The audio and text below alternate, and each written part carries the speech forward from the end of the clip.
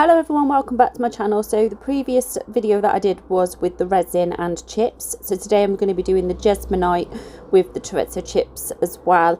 So I'm going to try and fill all 4 coasters and use these chips. So let's see how it turns out. Let's go.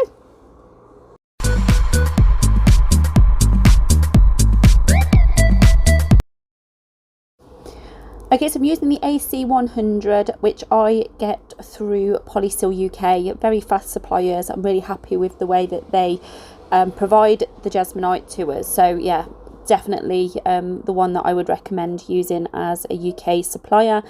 So I'm just mixing these. I am using 58 grams of the liquid and then times out by 2.5 for the base.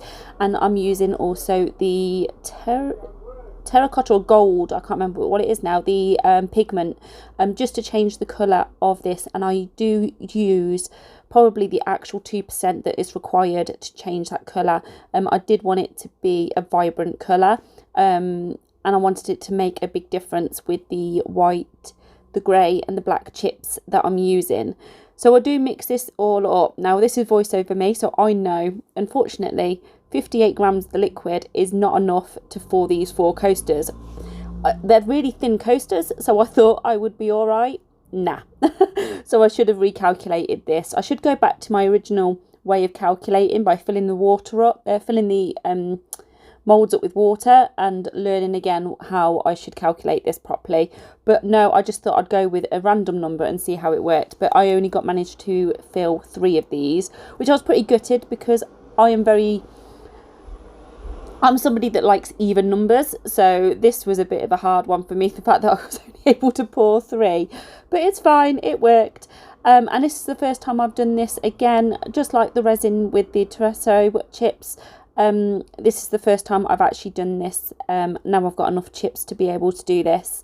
And I was really happy with the way that this turned out, although I was literally scraping the barrel here.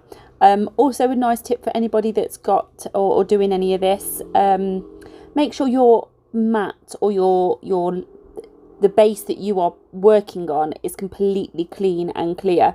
There was a bit of resin that was stuck to this silicone mat underneath, which then allowed one of the coasters to dry at an angle, which we'll see later on in the video.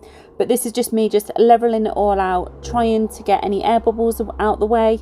And yeah, I think I should have put more chips in as well. I only put a small amount in, and then just left it for about 25 minutes for the Jesminite to cure enough for me to be able to then demold it.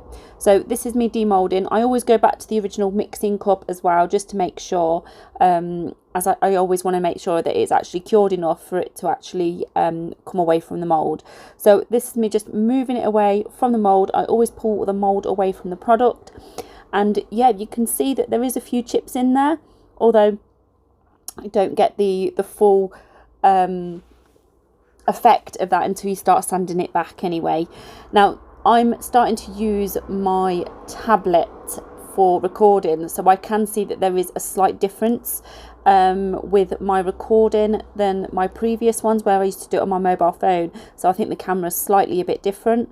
So yeah, it is a bit more of a challenge, but I just needed it for memory, and I can put a memory card in the tablet instead of actually my phone. It was filling up really quickly. This was the coaster that was actually cured on an angle from the resin that was on the mat still, so I was pretty good about that.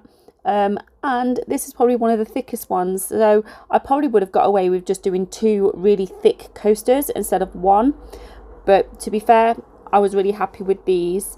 And yeah, they were really nice, and I love the way that the colour, now although the colour doesn't actually reflect until 24 hours later once it's actually the moisture's all come out, but these are the sandpapers that I'm going to be using. So you start really low and then you work your way up, and I do spray some water to help get the chips shining through. So it's just a matter of going through each individual grade and making those chips. Now I could have spent a lot more time with the sanding. You can sand as much as you want, or as little as you want, depending on what the effect that you want to bring through. But I think it was at this stage I realised that I should have used a lot more chips if I wanted more and more effect. So again, always start high with a low grade sandpaper and work your way up.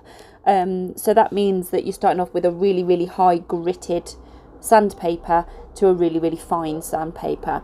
It always goes back in numbers, but I was so happy with the fact that I could start seeing these chips, although I just so wish I'd put more in. And I did this with all 3 of the coasters, and I also did the reverse as well. So yeah, really pleased with the way that these have turned out. So this is me just doing all 3, and yeah, and then what I did then to seal these is I used the Resin8 Protect It. I couldn't find my sponge anywhere. I normally use a sponge, so I just literally sprayed this directly onto the coaster and then used a small cloth to go around. And I absolutely love the way that the Protect It works with Jesminite. It does what it needs to do. I have used it with my trays in the past, and I have done a heat proof test, which is in my videos on some of the inks that I've done.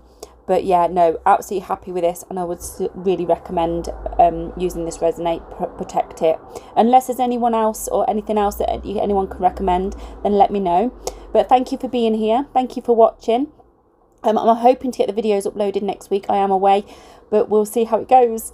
And thank you for watching. Please remember to like and subscribe if you're still here, and I will see you in my next video. But thank you, and yeah, love these so much. Take care. Bye bye.